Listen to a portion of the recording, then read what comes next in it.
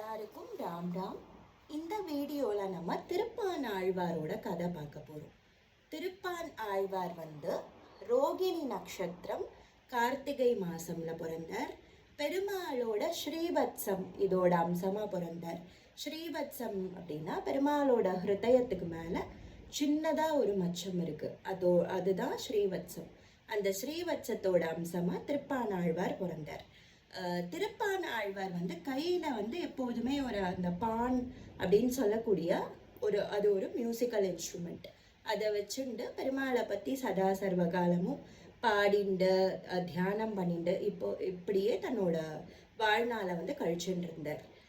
அவர் பாணர்கள் அப்படிங்கிறதுனால அப்போ இருந்த ஒரு இதில் அவளை கோவிலுக்குள்ள நுழைய விட மாட்டாள். அவருக்கு பெருமாளை பார்க்கணும் அப்படிங்கிறது அவருக்கு ரொம்ப வருஷ கனவு. அவருக்கு 50 வயசு ஆன அந்த டைமில் கூட அவர் பெருமாளை பார்க்கவே இல்லை. ஆனால் பெருமாளை பார்க்கணும் அப்படின்னு பேராவல் அவருக்குள்ளே இருந்தது நிறைய. இவர் என்ன பண்ணுறார் அப்படின்னா, எப்போதுமே அந்த காவேரி நதி தீரத்தில் உட்காந்து பெருமாளுக்கு தியானம் பண்ணிட்டு தன்னால் முடிஞ்ச பாட்டை பாடிட்டு போவார். இதுதான் இவர் பண்ணிகிட்டே இருந்தார். இவரோட ஊர் ஸ்ரீரங்கம் பக்கத்துலேயே திருக்கோழி உறையூர், அதுதான் இவரோட ஊர். இவர் இந்த மாதிரி பண்ணிகிட்டே இருந்தாராம்.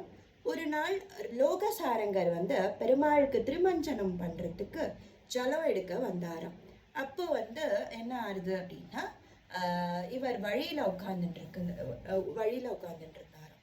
இவர் வழியில் இருக்காரே அப்படின்னு சொல்லி லோகசாரங்கர் இவரை எழுப்பி எழுப்பி பார்க்குறாராம்.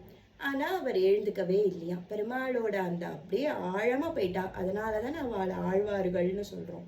ஸோ அவர் அந்த தியானத்தில் மூழ்கி இருந்ததுனால கண்ணையே திறக்கலையாம்.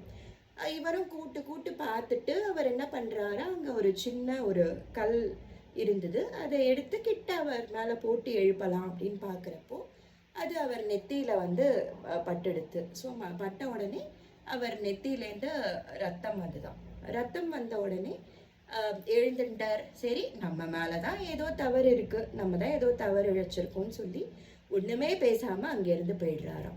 அடித்த லோகசாரங்கருக்கோ ஐயோ நம்ம தெரியாமல் பண்ணிட்டோம், நம்ம அடிக்கணும் அப்படின்னு நம்மளுக்கு நோக்கம் கிடையாது, ஆனால் அவருக்கு அடிபட்டுருத்தே அப்படின்னு அவர் நினச்சி அதையே நினச்சிட்டு இருக்காராம். அதையே நினச்சுண்டு இவர் என்ன பண்ணுறாராம், கோவிலுக்கும் போகிறாராம். அப்போ பெருமாளை பார்க்கறச்சே பெருமாளுக்கும் அவர் இது பண்ண மாதிரி தோன்றதாம். ஐயையோ அப்படின்னு சொல்லி இவர் ஆற்றுக்கு போயிடுறாரு. ஆற்றுக்கு போய் அங்கே இதையே நினச்சி ரொம்ப இதுவாக கில்ட்டியாக ஃபீல் பண்ணுறாரு அவர். அப்போது அவருக்கு ஸ்வப்பனம் வருதாம். இப்போ ஸ்வப்பனத்தில் பெருமாள் நீ ஏன் என் பக்தனை அடிச்ச அப்படின்னு கேட்குறாராம். இவர் தெரியாமல் பண்ணிட்டேன் அப்படின்னு சொல்லும் போது, நான் வேணும்னே பண்ணலை அப்படின்றச்சு. தெரிஞ்சு பண்ணாலும் தெரியாமல் பண்ணாலும் நமக்கு தப்பு தானே, அதுக்குரிய தண்டனையை நீ ஏற்றுக்கணும், அனுபவிக்கணும் அப்படின்னு சொல்லும் போது, என்ன தண்டனை அப்படிங்கிறச்சு திருப்பானாழ்வாரை ஏழை பண்ணிட்டு தன்னோட தோள் மேலே அங்கே அவரோட இடத்துலேருந்து என்னோட கோவிலுக்கு கொண்டு விடு அப்படின்னு பெருமாள் சொல்கிறாராம். அப்போ அவரோட கட்டளையை சிரமேற்கொண்ட லோகசாரங்கரும் திருப்பானாழ்வாரோட இடத்துக்கு போய் அவரை சொல்கிறாராம். இந்த மாதிரி பெருமாள் கட்டளை கொடுத்துருக்கார், அந்த கட்டளையை நம்ம பண்ணணும் அப்படின்னு சொல்லிச்சு. கண்டிப்பாக பெருமாளோட கட்டளைன்னு சொன்ன உடனே திருப்பான் ஆழ்வாரும் அவரோட தோளில் ஏற சம்மதிக்கிறாராம். ஸோ இவரும் தன்னோட தோள் மேலே ஏற்றிண்டு இவரும் போய் கோவிலில் விடுறாராம். அப்போ தான் அவர் முதல் முறையாக பெருமாளை பார்க்குறார். ஆஹா, பெருமாள் இவ்வளவு அழகா அப்படின்னு அப்படியே பெருமாளை ரசிக்கிறாராம்.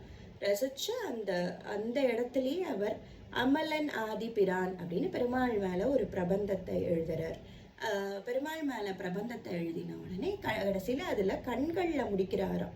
ஒன்னொன்னா வர்ணனை கொடுத்துன்னு வரார், பெருமாள் இப்படி அப்படின்னு. கடைசியில் கண்ணில் பெருமாள் அமுதினை கண்ட கண்கள் மற்றொன்றினை காணாவே அப்படின்னு சொல்கிறாராம். அப்படி சொல்லிட்டு பெருமாளோட திருமேனிலேயே மறைஞ்சு போயிடுறாராம். இதுதான் திருப்பானாழ்வாரோட வரலாறு. ஏதேனும் பிழை இருந்தால் க்ஷமித்து கொள்ளவும். ராம் ராம்.